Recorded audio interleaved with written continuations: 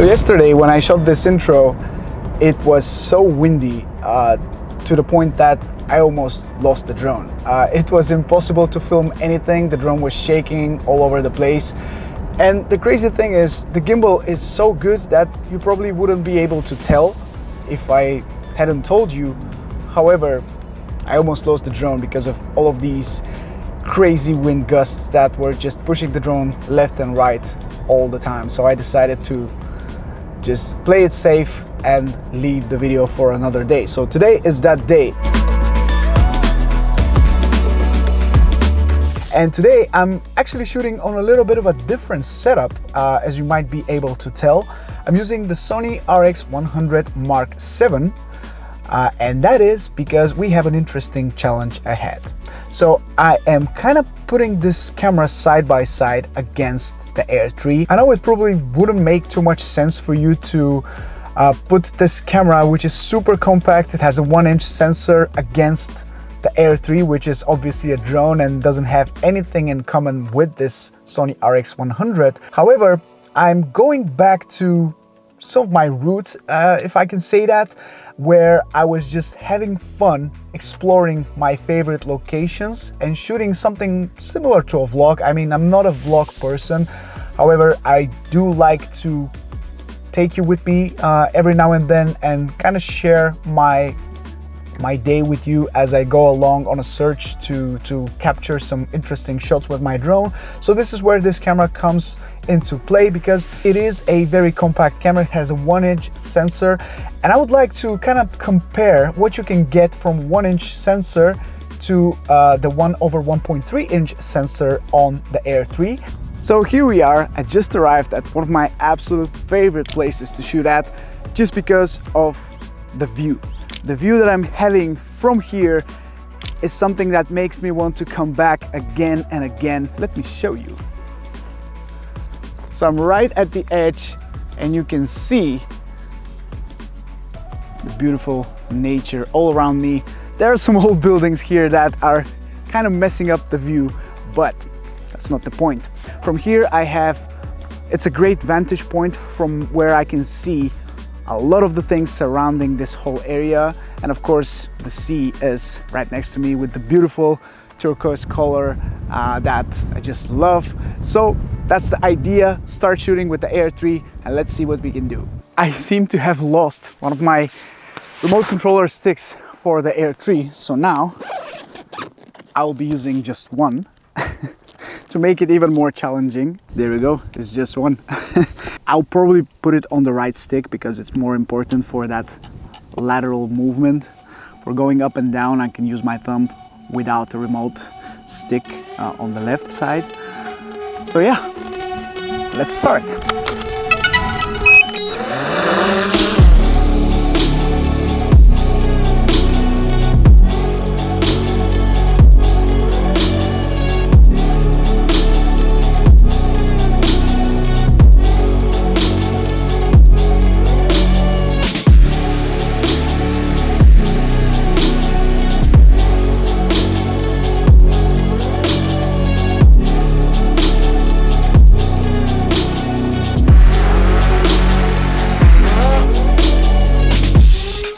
I think it was a little bit too windy for my taste, but we got the job done. I got some cool shots in my opinion, and we're ready to go towards the next location.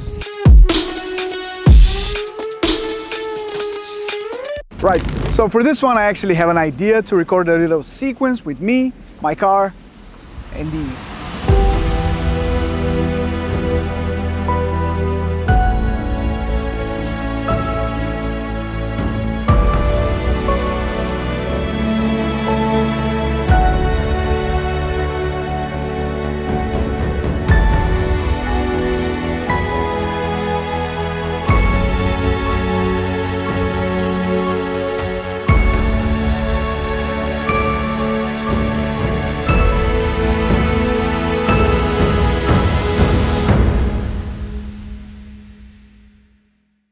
For the final piece of the puzzle, I wanted to go out at night and capture some footage with both cameras. Once again, put a little video together, and let me show you that, and then I'll meet you back here in the studio so I can discuss a couple of things which are extremely important, whether I think the 1/1.3 inch sensor on the Air 3 is a deal breaker, and whether I think it can replace my Mavic 3 Pro.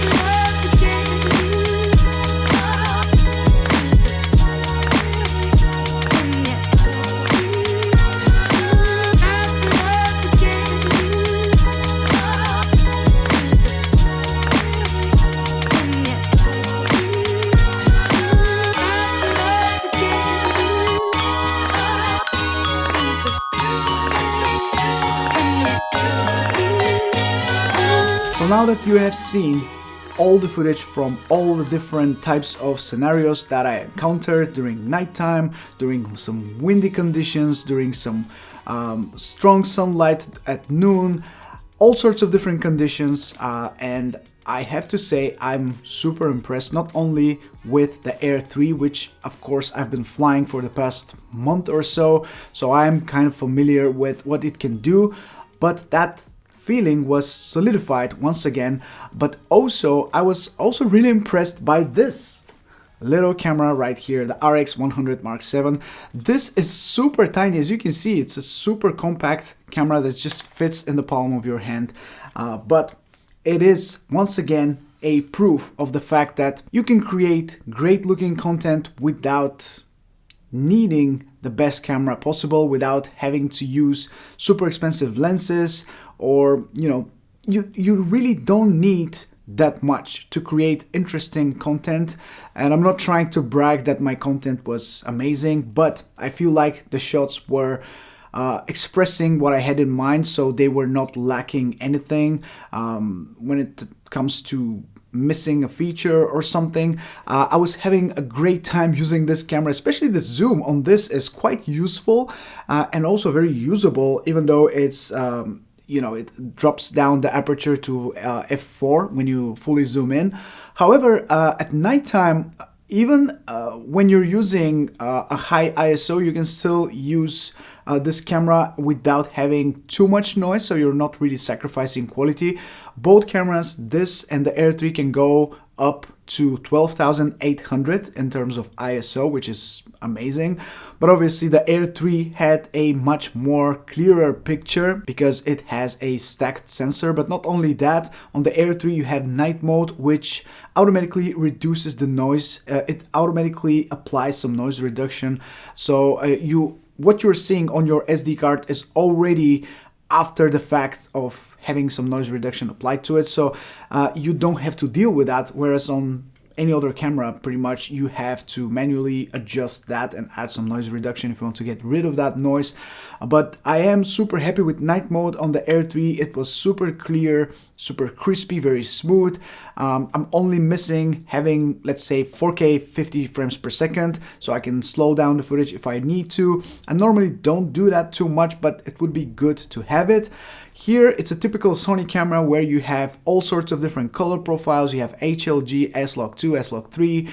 You have all sorts of different features that you can see on bigger cameras, so the menus are pretty much exactly the same. You have a lot of features that normally I wouldn't think would be present on a small camera like this, but there you go. Now, to answer the question that many people have been wondering about, is the 1/1.3 inch sensor on the Air 3 a deal breaker? Of course, I cannot answer for everyone, but when it comes to me and my personal needs, I can definitely say no, it's not a deal breaker. I guess people tend to really look into things when it comes to specs on paper, but it really comes down to how you use this technology, what you can do with it, how you're going to grade your shots, how you compose your shots, what perspective you're going to use. And for the most part, I don't feel like this is limiting me in any way, shape or form. The Air 3 is a fantastic drone, and as you can see from this whole video where I've been using this drone, the results speak for themselves. I personally am very happy with the shots that I got with this drone. You maybe think otherwise, You can let me know down in the comment section below. But I personally feel like the Air 3 is spectacular in what you can do with it, with the 2 lenses, with the amazing flight time that you have, and in general with the performance of the drone, with the lower amount of sound, of noise that it creates, with night mode and all the intelligent flight modes that work on both lenses, not just one, for example. They work the same way on both lenses. With that, it's a great package, and I don't feel limited by the sensor size. I don't feel like it's going to change the way I use it. I don't feel like it's going to make me not want to use it. And as a matter of fact, it's an interesting debate in my head that I had after watching the shots that I got with this drone, and after flying it for the past month or so. I've been thinking about possibly replacing my Mavic 3 Pro with this drone for my everyday shootings, where I just need a drone. I will probably just take this one. The size difference, the weight difference, the ease of use, the improved signal strength with the 04, I feel like the Mavic 3 Pro has been amazing for me, and it's still one of my absolute favorite drones ever. However, the increased weight, the fact that it requires better certification, it has a lot more requirements, where you can fly it, how you can fly it, and stuff like that. That makes it a little bit harder to pick, especially when it comes to choosing between that and this. So for me, the Air 3 might be my main drone from now on, simply because of all the things that I mentioned up until this point, and because I don't feel limited in any way when using this drone. So I'm having a blast using the Air 3 for my personal needs. I know that might not be the case for all of you guys watching. Everyone uses these drones differently and has different requirements, different needs. So of course, it's not the same for everyone. Of course, in some scenarios, the Mavic 3 Pro will be the better pick, especially if you have a customer that requires some of these things that the Mavic 3 Pro has and this one doesn't. I'm curious to hear what you guys have to say about that, because I'm sure many people will have polarizing opinions on this topic. However, for my needs, the Air 3 might be the better way to go.